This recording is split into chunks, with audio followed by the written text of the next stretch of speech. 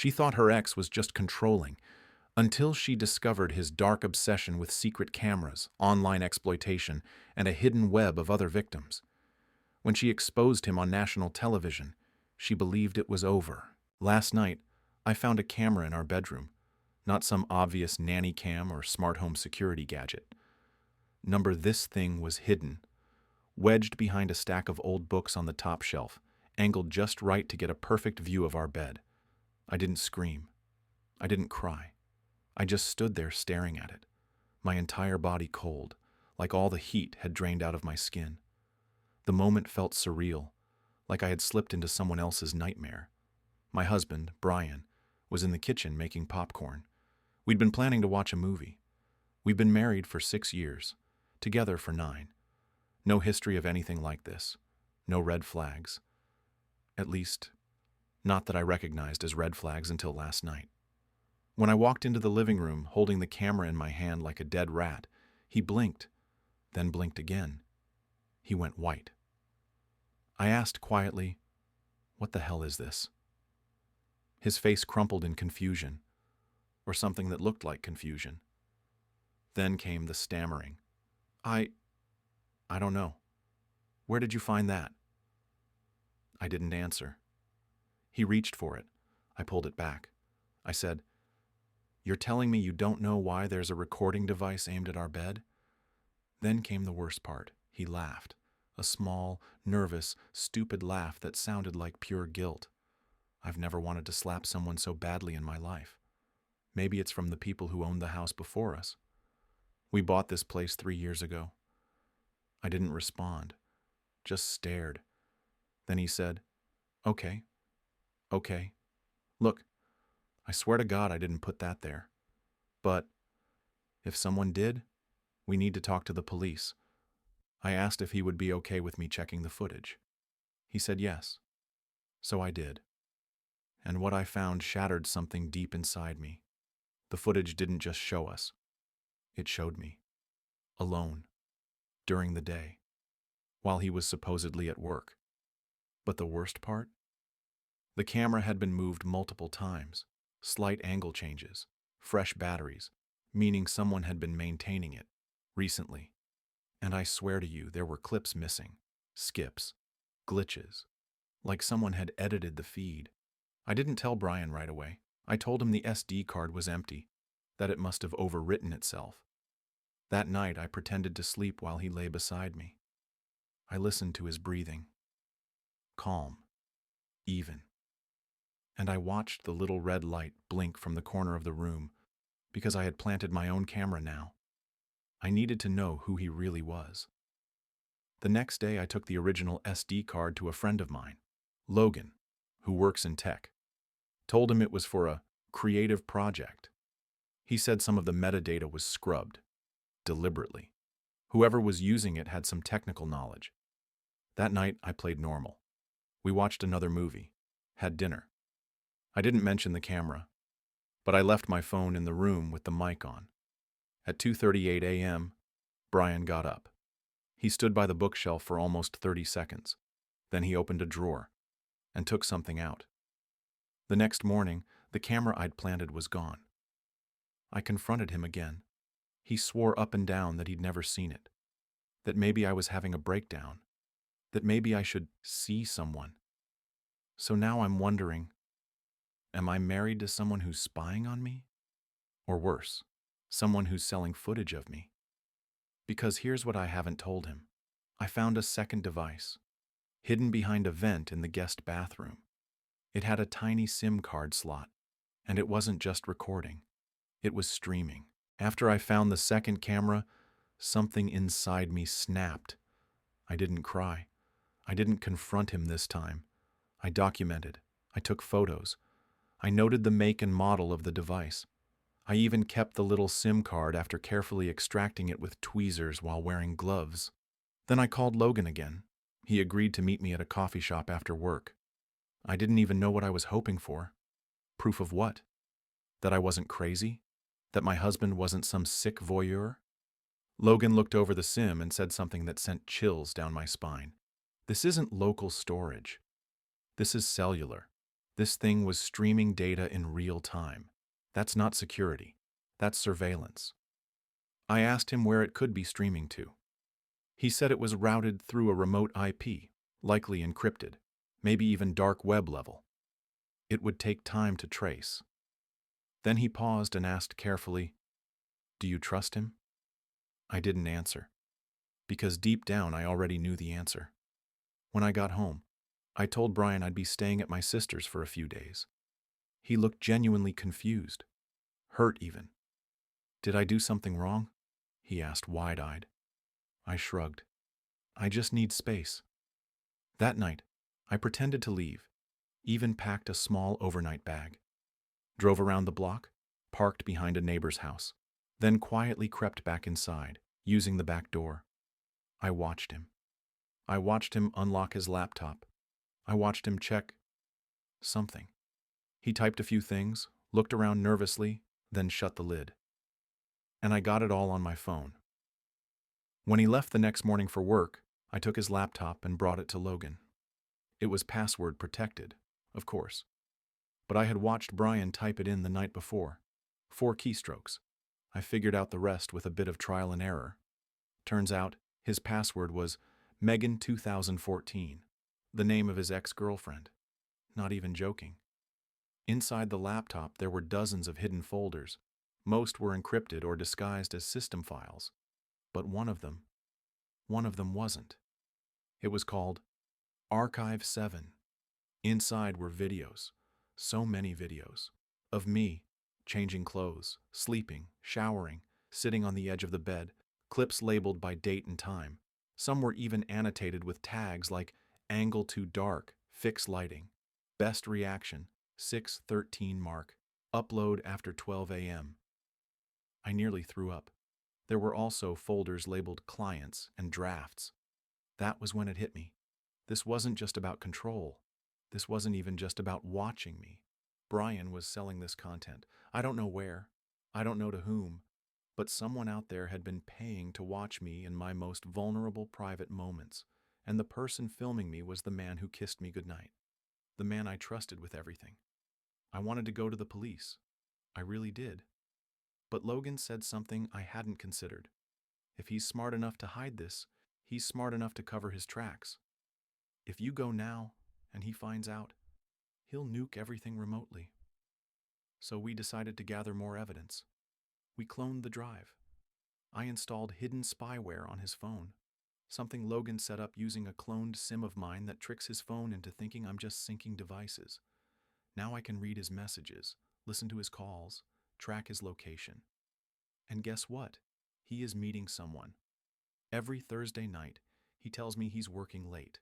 But last Thursday, he drove out to a storage unit an hour away.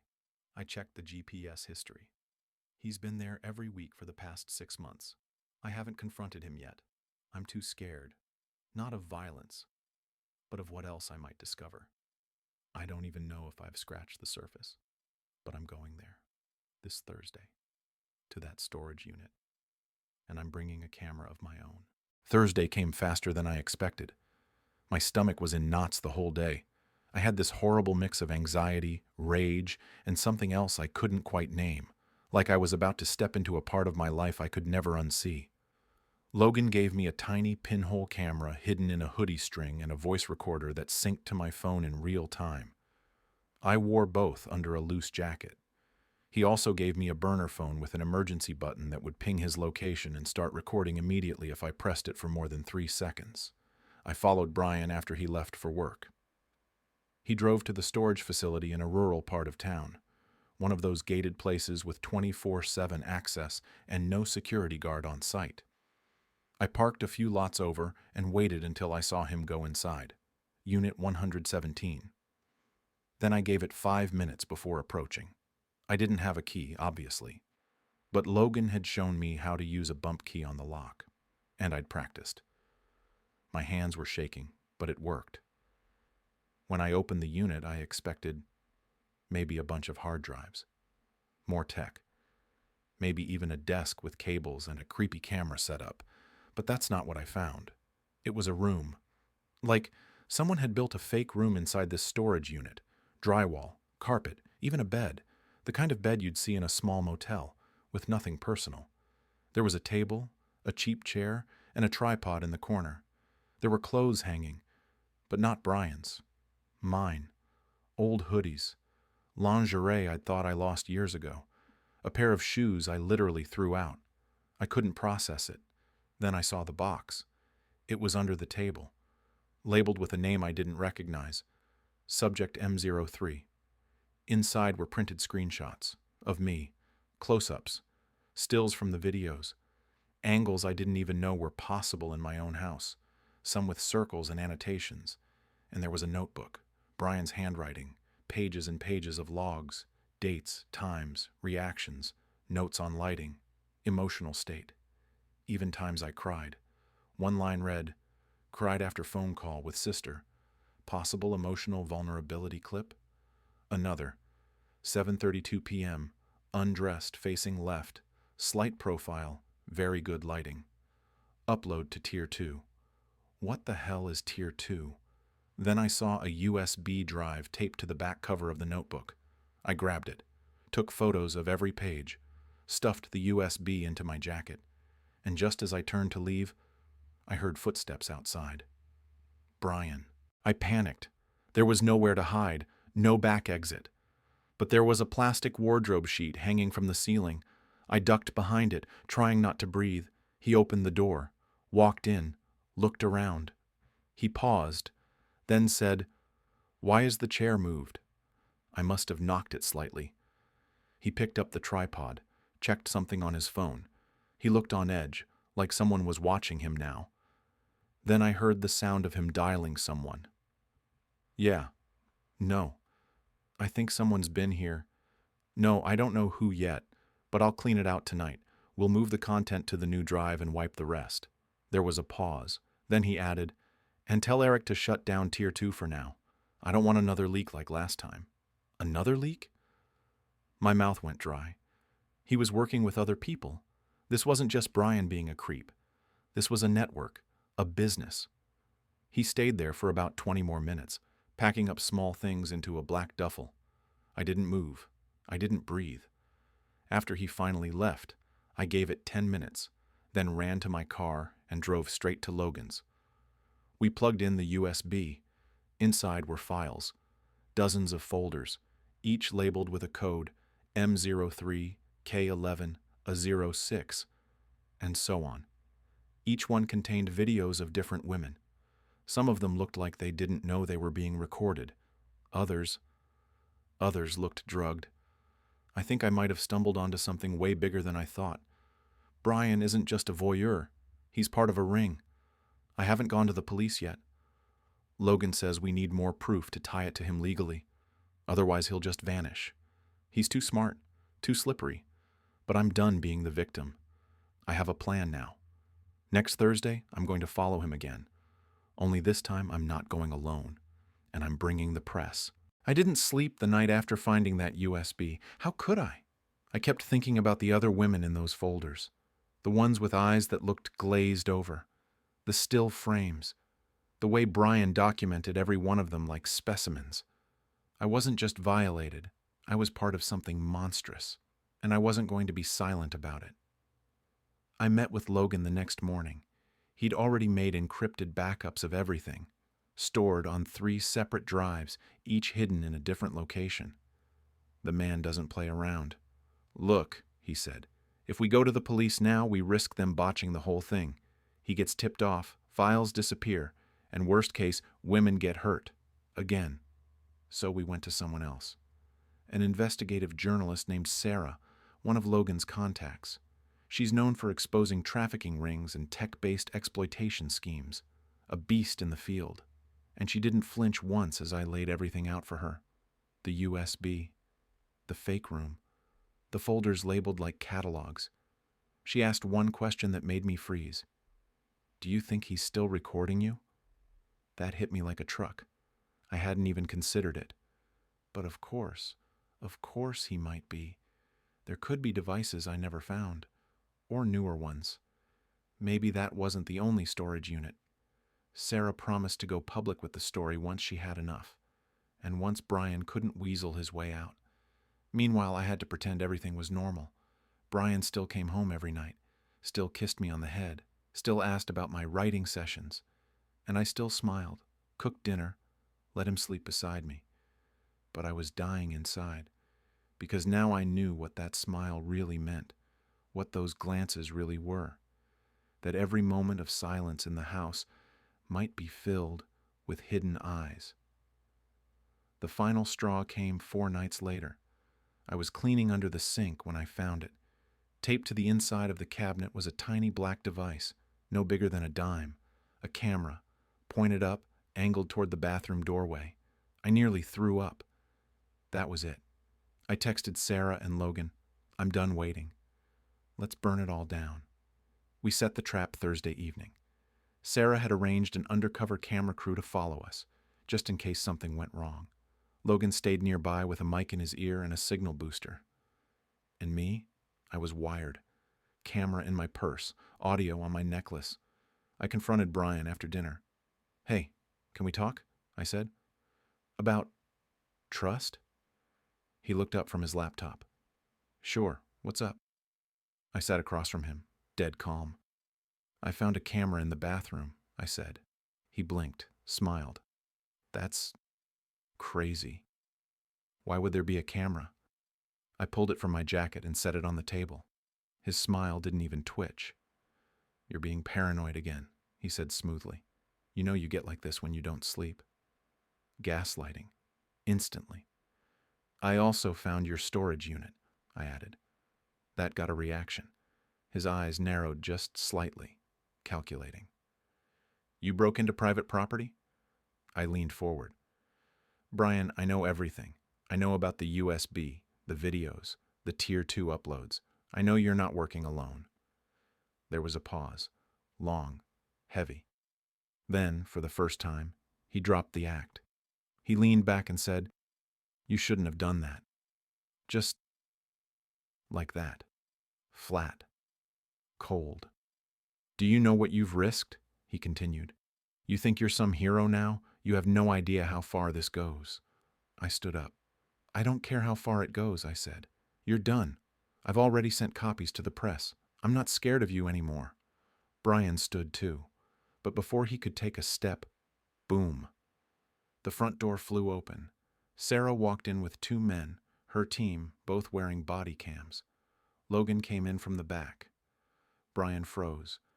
Sarah announced calmly, "You're being investigated for criminal surveillance, digital exploitation, and participation in a non-consensual distribution ring. We've sent evidence to federal authorities.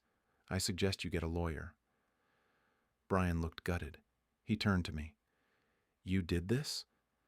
I didn't say a word. He was out of my house 20 minutes later, escorted by police, who Sarah had already tipped off once we confirmed everything was safely backed up.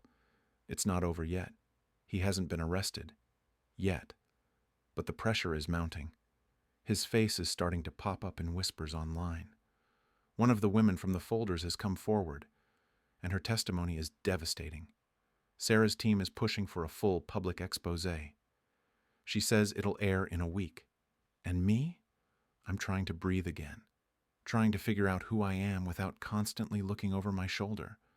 But a small part of me still wonders, how deep does this rabbit hole go? I thought taking Brian down would bring closure, that once the expose aired, once his face was everywhere, I'd finally feel free. I was wrong. When Sarah's report dropped, a 37-minute special titled "Behind the Mirror: How One Man Built a Digital Nightmare." It went viral in under 6 hours. Brian's name was all over it. So was mine. They blurred my face and changed my voice, but people figured it out.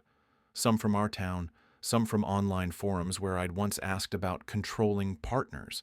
Hell, one girl from my college DM'd me just, "Is it true? That's him?" The public response was mixed. Most were horrified, outraged. Women started coming forward, some anonymous, some not, all describing eerily similar experiences, being filmed without consent, invited to modeling projects, or even threatened when they tried to back out. Brian wasn't just a creep. He was part of something larger, a distributed content ring, trading footage through encrypted networks, selling access to clients under a subscription model called Tier 2. But here's the twist no one saw coming. Brian wasn't at the top. He was mid-tier, just a collector, a distributor. There were others. A whole tree of predators, each more insulated than the last, and when the expose aired, they noticed me. The first message was a burner email, no subject, just one sentence. You should have kept your mouth shut. The second came in a padded envelope, no return address, just a printed photo of me walking to my car, taken that morning. I went to Sarah and Logan immediately. Sarah brought in cybersecurity people, serious ones. Logan moved me to a safe house 40 minutes out of town, gave me a prepaid phone, showed me how to sweep my car and use signal jammers. I thought this was over, I told him, shaking. It's just beginning, he replied. We handed everything we had to federal authorities, every link, file, ID, IP address. But these guys were careful. Layers of proxies, crypto wallets, dummy core. I spent the next 2 weeks off-grid. I didn't go home, didn't check socials, didn't even use my real name. But I watched. I watched the world light up over the story, the think pieces, the Reddit threads, the interviews with survivors. And slowly, the silence from the other side cracked. One of the buyers was exposed, a well-known tech executive. Another was a lawyer, and then one of Brian's upstream contacts got arrested, raided in Arizona. The FBI press release confirmed it. Same network, same setup. More footage recovered. Sarah called me in tears. You did this, she said. You started this. Brian, meanwhile, is facing multiple charges now, but he's not talking, not cooperating. His lawyer keeps saying it's all a setup. Of course, because cowards like him never admit what they've done, not until the weight of the truth crushes them publicly. But here's the part I didn't expect. I'm still not okay. I still check corners, still jump when a door creaks, still wonder if some twisted voyeur is watching from behind a fake wall recording everything. The trauma doesn't end just because the credits roll. But I also know this. I took on something most people would have run from. And I won't stop, not until every single one of them is dragged into the light. Even if it means burning down every secret room, every encrypted drive, every mask they hide behind.